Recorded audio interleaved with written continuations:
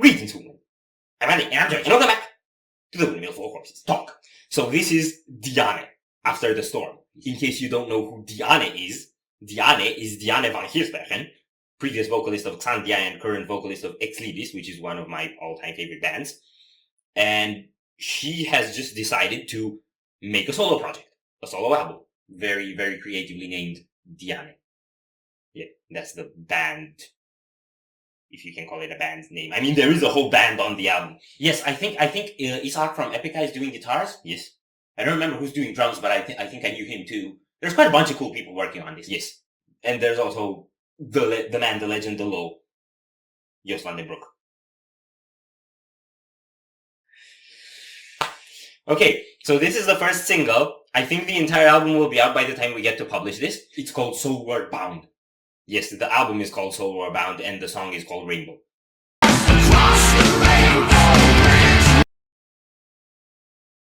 I see what you did there. Is it the truth? Yes, it is the truth. Okay, so I couldn't possibly be more hyped. She's literally one of my favorite singers in metal and one of my favorite singers in opera. I'm not big on opera, but I'm big on opera metal. Are you ready? Now.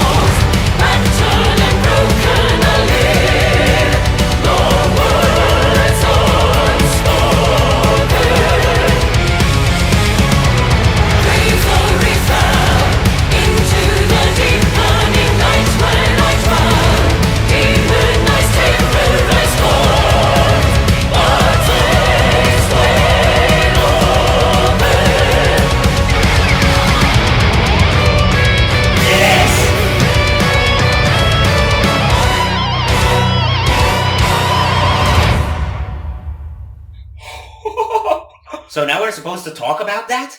Like, and make, like, coherent sentences that make sense and coherence? Well, we can't talk about it. We're just probably not gonna have that last part.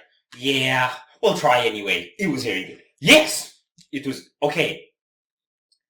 Silly me expected that this was gonna be a lot less metal. Like, I expected more, like, opera stuff that's focused full on just opera stuff. Why? I don't know. Because it's the side project and she's an opera singer and I didn't read that much about it and I probably should have. But suffice to say, then it hit me like a freight train. I would describe this as epic and thunderous and bombastulous. I always gotta use that word. And one of the best vocal performances I've heard in years. Yes. It's full on prog power. Yeah, it's the genre, not the festival. Could fit in the festival. Yes. Okay, compared to Ex Libris, this hit me a lot more on the symphonic power metal end than the progressive metal end. Yes. I think it still had some proggy tendencies in there. Yeah. Some rhythmic changes that I wasn't expecting. Yeah, that slight melodic tension in the chorus with the instrumentals. Yeah. But overall, it was pretty much in your face. Yes. I didn't pick apart a very clear structure of verse, chorus, bridge, stuff like that. I just know we had the chorus 3 times. Yes, and we had 2 solos, one on the keyboards and one on guitars, and we had the atmospheric bit, where she was very sad in a cave. Yeah, and aside from that, we just had Dianne-ing about. Yes, and Dianne-ing is always a good thing. Yes. I love her transitions into different vocal styles. Yes! I love how she can be soft and mellow, and then full on operatic, and then full on belting, and like, so easily navigate between those. It's impeccable. Like, her technique is, it couldn't be more precise. It couldn't be more precise. But at the same time, it's so filled with soul. Okay, about the opera style. So the opera style typically isn't my thing. I've said this before on the channel. But what I remember seeing a few weeks, maybe months back, a video with, what's her name from the Charismatic Voice? Just sort of singing with a dude on acoustic guitar, and when she opens her mouth and starts singing, he's like, blood out my ears because of just how powerful her voice is. Yeah. And I think something that doesn't come across in symphonic metal is just how powerful opera voices are. Yeah. They always come across as this super feely, feminine kind of thing. Probably a rude thing of me to say, but I also think a lot of the symphonic metal bands out there don't really have symphonic singing. Yes, they have symphonic instruments, they have sometimes symphonic songwriting, but they don't always have opera vocals. Yeah, and that's what I get from Dianne, is when the opera style kicks in, it's like the power amplifies. Yeah. It's not, it doesn't switch into this mellowness thingy thing. Yeah. It creates this amazing feeling of like peaks and valleys. Yes. All the time. It's like whenever she goes high, it feels like the soundscape is being stretched. But it's not really like a peak, because it's more like a mountain crest, because it also lasts for a while. Yes. We just compared her singing with geography, which means now we have to buy a brown Volvo. I will not try to understand that pun. Okay, I want to talk about the video. First thing, I love her facial expressions. Yes, she's one of the most theatrical people in the metal scene I know. Aside from maybe the dudes from Karakangren, which happen to be also Dutch. What is it with the Dutch in theater? Yeah, they're really good at musical theater. And she's really good at musical theater visually and sonically. Like, she's very much in character. All her best work, like, I don't know if Xandria was exactly metal theater or anything like that. She fit in that context really well, but the stuff where she's actually embodying a character in a way is very much her best work. That's in Ex Libris. And in this one, I don't know if there's a narrative, a creative story or something like that, or if she's actually just acting herself, but it's still theatrical, and it's really, really good. And another thing I want to say about the video is I think it's a social statement against video game armors for female characters. You did not just say that. I did! You know, okay. She had very little armor and some revealing ends, and then she took off the armor and said, no, I don't need this. It's a social statement. We don't like the way video game armors are made for female characters. I think Dianne is way too sophisticated for video games. Or for that type of comments. But I'll let it slide because I have to continue this channel with you. That's just me. Right? Yeah, that's just you. Most of the things I say here are just me. Okay, I had a couple of more things in mind. Yes, but they left. Music stuff, video stuff. Oh yeah, production is spectacular. You can hear Yost's touch.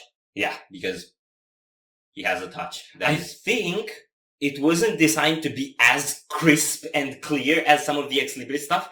It sounded like a bit of crunch and thunder was put in there almost deliberately, and that's actually what gave it the thunderous effect. Whenever you have these strikes into orchestra, it sounds like something's exploding, like pyros or fireworks. Yes. So those don't sound exactly. It's got a bit of the Devin Townsend Wall sound effect.